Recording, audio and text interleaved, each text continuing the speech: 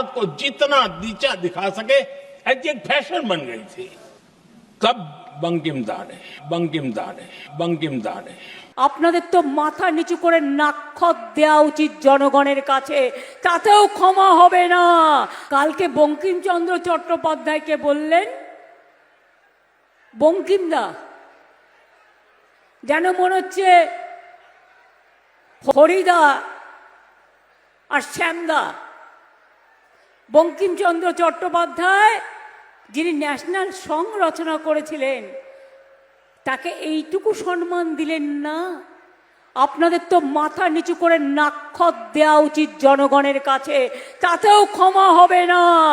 আপনারা অসম্মান করেছেন দেশের ইতিহাসকে, দেশের সংস্কৃতিকে, দেশের আন্দোলনকে। बंकिम दा का ये भाव सूत्र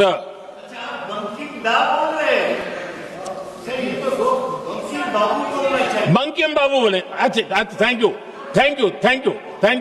आपकी भावनाओं के लिए मैं आदर करता हूं। बंकिम